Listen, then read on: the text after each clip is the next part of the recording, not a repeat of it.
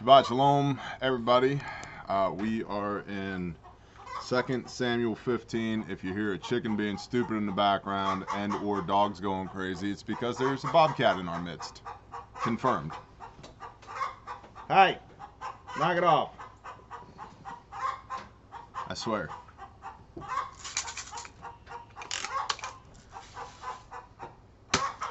Run away. Might be alerting to you. Ugh. Anyway, welcome to Life on the Farm. This is what you get around here. 2 Samuel 15. If you have not been keeping up with us in our weekly reading, I recommend A, you crack your Bibles open.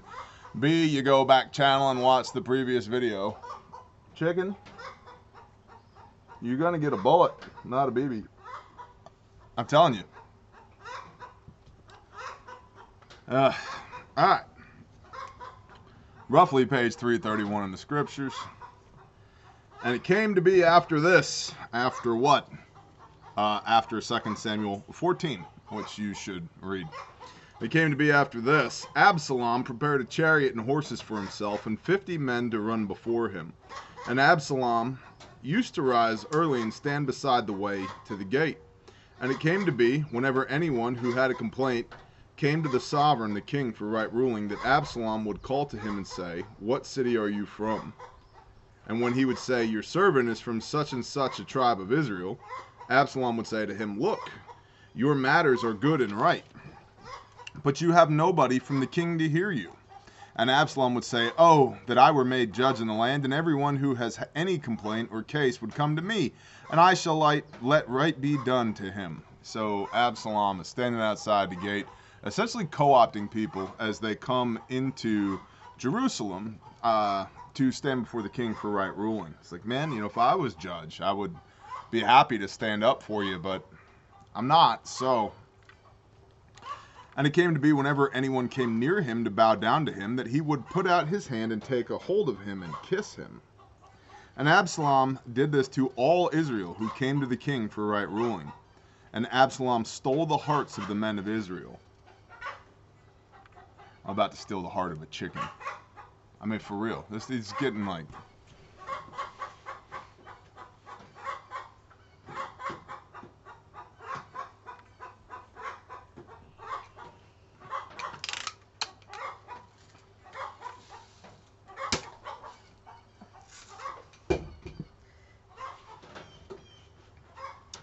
It doesn't hurt him. It just scoots him out the way.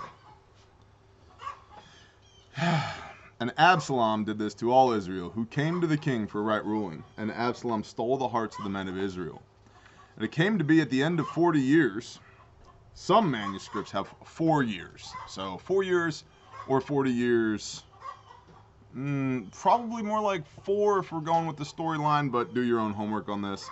And it came to be at the end of 40 asterisk years, perhaps 4 years, that Absalom said to the king, "Please let me go to Hebron and pay the vow which I vowed to Yeshua.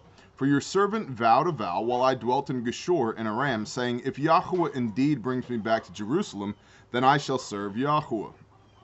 And the king said to him, "Go in peace." And he rose up and went to Hebron. But Absalom sent spies throughout all the tribes of Israel, saying, "As soon as you hear the voice of the shofar, then you shall say, Absalom is king in Hebron." He's staging a coup with all the people that he's built rapport with. And with Absalom went 200 men from Jerusalem who were invited, and they went along unsuspectingly and did not know the matter at all. They were clueless to what Absalom had planned. And Absalom also went to Ahithophel.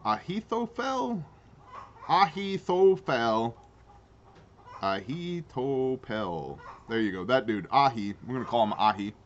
And Absalom also went to Ahi, the Gilonite, counselor of David, from his city from Gilo, while he slaughtered slaughterings. And it came to be that the conspiracy became potent, for the people with Absalom kept increasing. So now he's recruiting David's own counselor, essentially like a representative from the land of Gilo, this dude Ahi. Then a messenger came to David, saying, "The hearts of men of Israel are with Absalom." And David said to all his servants who were with him in Jerusalem, "Rise up and let us flee, for none of us shall escape from Absalom." It's like, man, this thing goes so deep and he's so popular that if we don't leave now, he's going to kill us all. Go in haste, lest he overtake us quickly and bring evil upon us, and strike the city with the edge of the sword. And the king's servants said to the sovereign, Look, your servants shall do according to all my master the king chooses. And the king, David, the sovereign, went out, and all his household at his feet. But the sovereign left 10 women, concubines, to look after the house. This is interesting. So the sovereign went out, and all the people at his feet, they stood still at the last house. But the king left 10 women, concubines, to look after his house. This is not a direct reference to, but there's an allusion to, if you flip to Matthew 25, everybody. Okay, please turn in your Bibles to Matthew, page 25. Thank you, worship team. As they step off the stage, there's coffee and donuts in the back.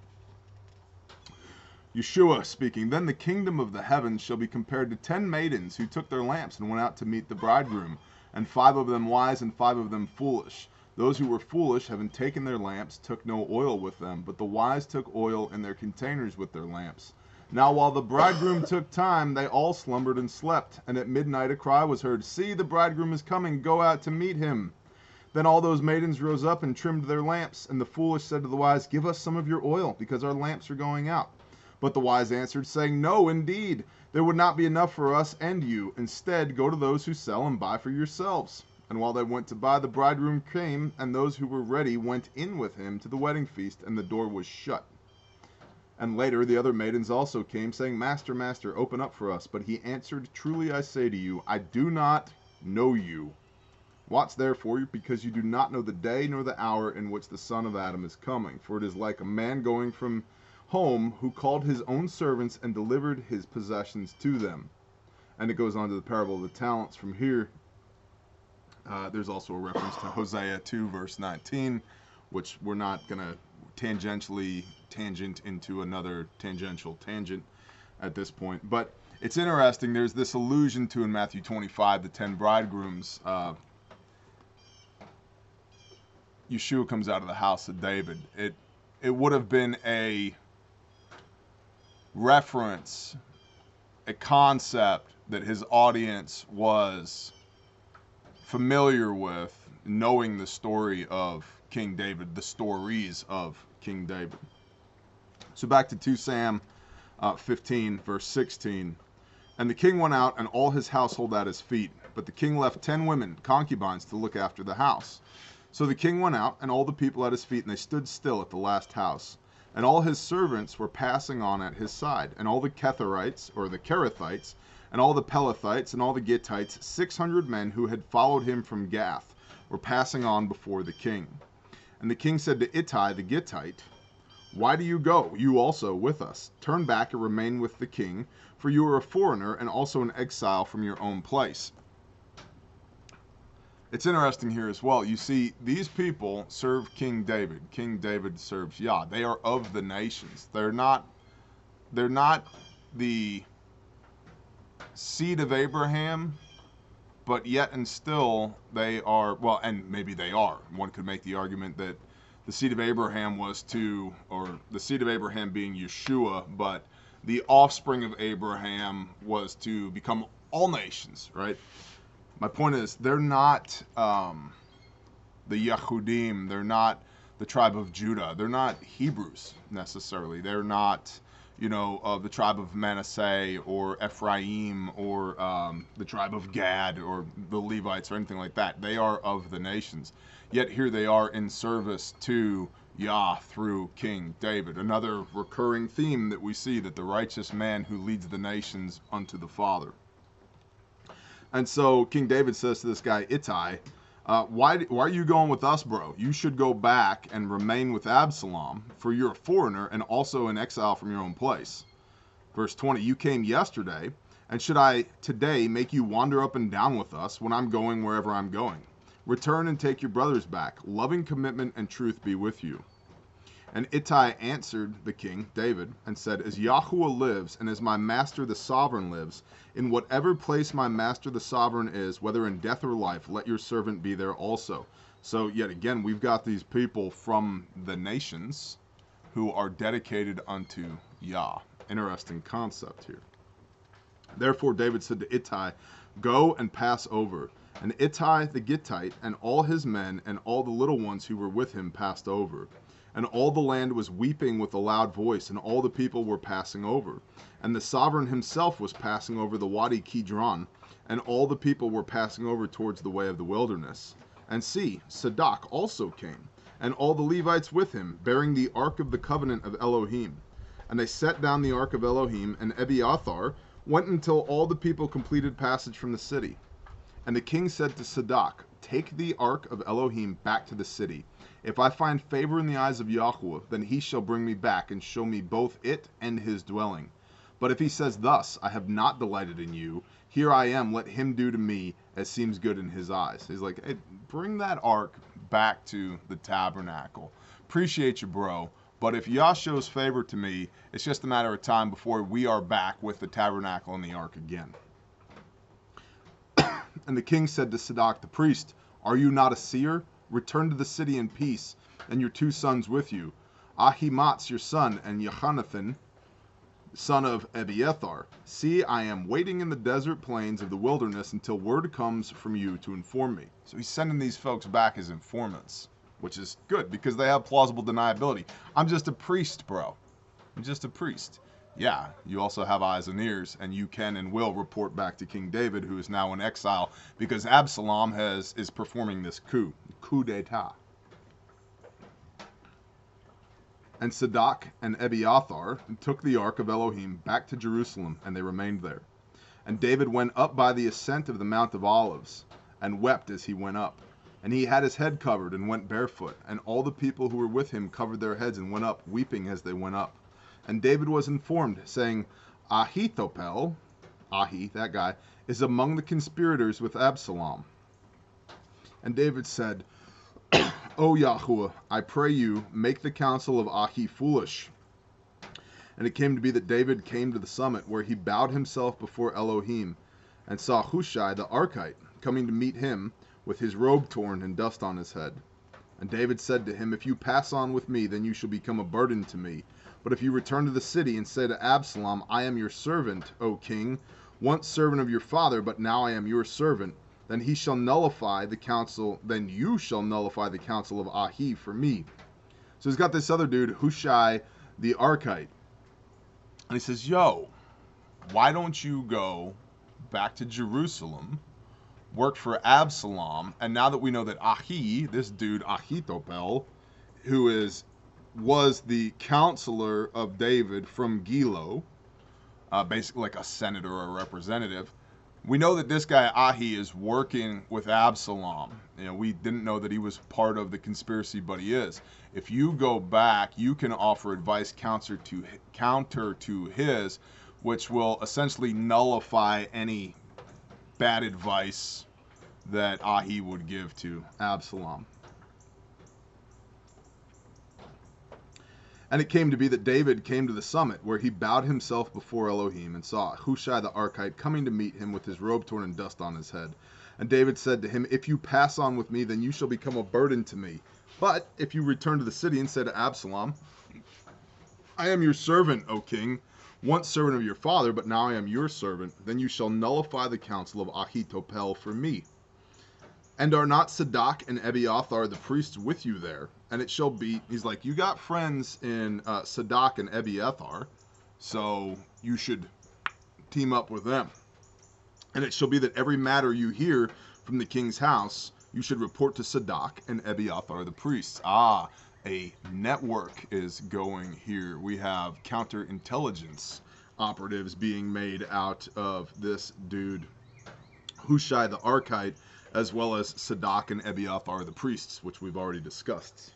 See, there with them are their 2 sons, Ahimaaz, Sadok's son, and Jehonathan, Jonathan, Abiathar's son. And by them you shall send me every matter you hear. Now we've got runners as well. And Hushai, David's friend, went into the city, and Absalom came into Jerusalem. We got a little bit of time. We'll do 16 too. 16 as well. And David had passed on a little from the summit, and saw Siva, the servant of Mephibosheth, yeah, that guy, who met him with a couple of saddled donkeys, and on them 200 loaves, and 100 cakes of raisins, and 100 summer fruit, and a skin of wine. And the king said to Siva, why have you done these? Or why do you have these? And Siva said, the donkeys are for the king's household to ride on. Again, we have an allusion to Yeshua here. The donkey, and now very tactically in this situation, it's for the king's household to ride on, so you don't have to walk barefoot, right, through the mountains, the Mount of Olives in this back country that we're in right now. The king and his household, his family, can trade off on the donkeys, so they're not as weary, they're not tearing their feet up, and it's a show of honor and respect here to the king that he might have a way to rest his feet. But it also 100% alludes to Yeshua on the donkey, riding in on the donkey. The donkey are for the king's household to ride on. Yet again, another tie-in, another cultural, visual throwback from Yeshua to King David. It's just very cool. It's not a coincidence. It is anecdotal, but it's very cool. The donkeys are for the king's household to ride on, and the bread and summer fruit for the young men to eat, and the wine for the wearied to drink in the wilderness. And the king said, and where is the son of your master?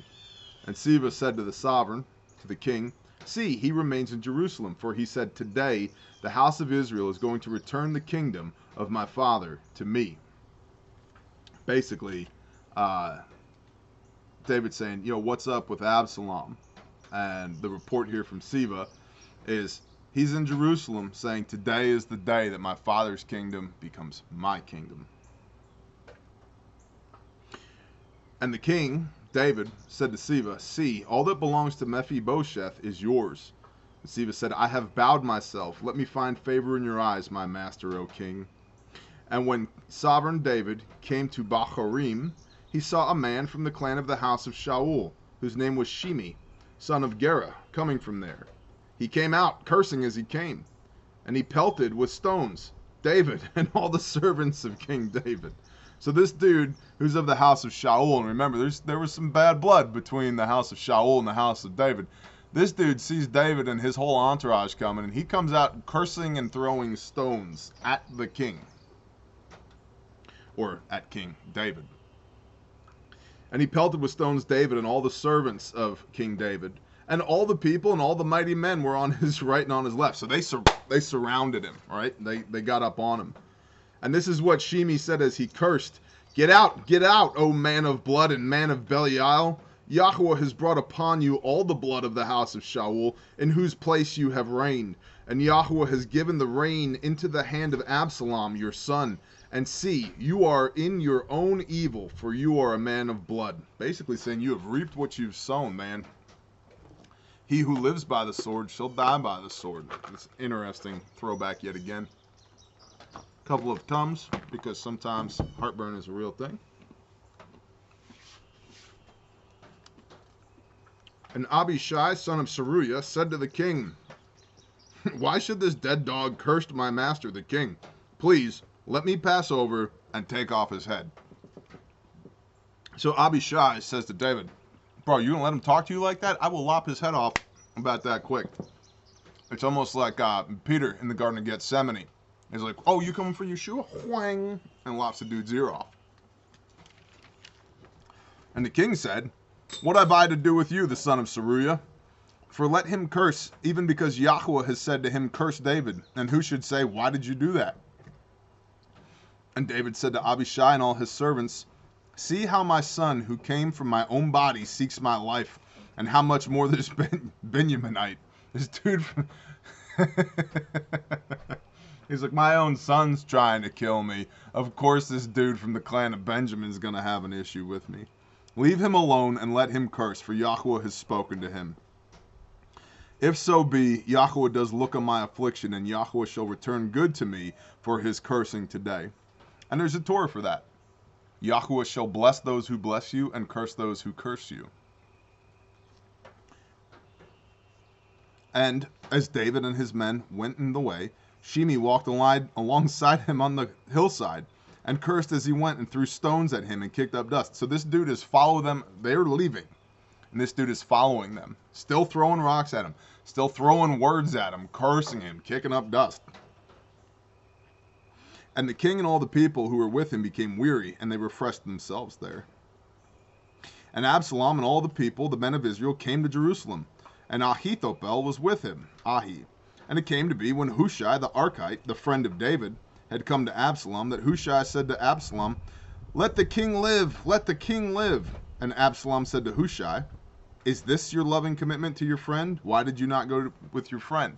So Hushai comes to Absalom, and he's like, "Yeah, long live the king." And Absalom calls him. He calls him on it. He goes, "Oh yeah, I thought you were buds with David. This is how you repay your friendship to David?" And Hushai said to Absalom, "No, I am for the one whom Yahweh and this people and all the men of Israel have chosen, and with him I remain." Well, wait a minute. This dude's clearly lying. I thought you're not supposed to lie.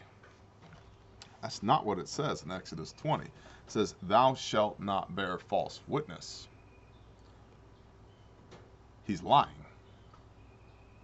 Or there's an element of deception here that is being used on behalf of King David, who is in service to Yah.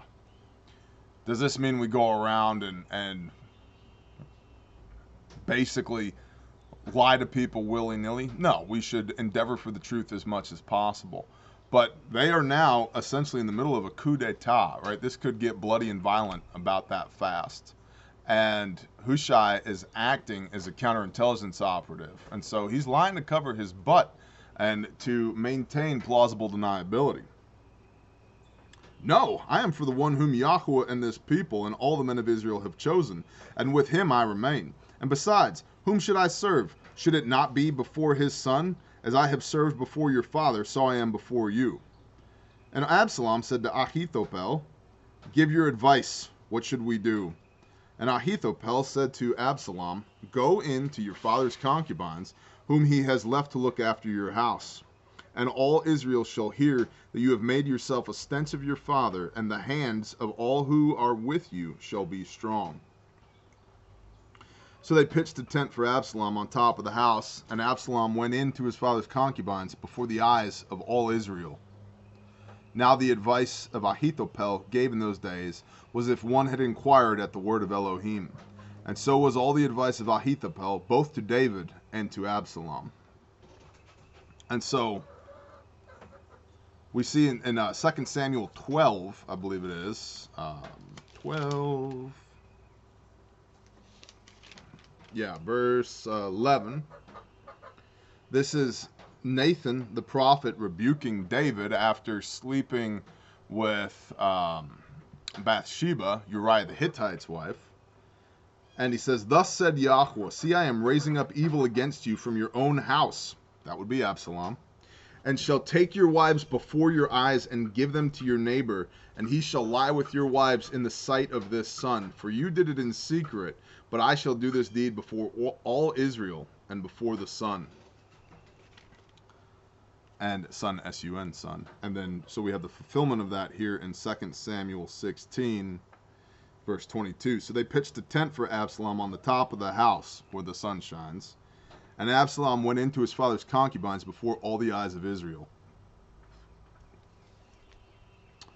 Now the advice of Ahithophel gave in those days was as if one had inquired at the word of Elohim. So was all the advice of Ahithophel, both to David and to Absalom. And so it appears as this Ahithophel dude is trying to be just and righteous. We shall see how that goes next time in the next installment of 2 Samuel, when we do 17 and probably 18. Intriguing stuff, y'all. It's there's a good, interesting narrative in this part of the Bible where it's very play-by-play. It's quite engaging. It's not big, overarching macro theme. It's the micro. It's kind of like a soap opera. It's well, dudes don't enjoy that. It's kind of like an action movie, you know. You've got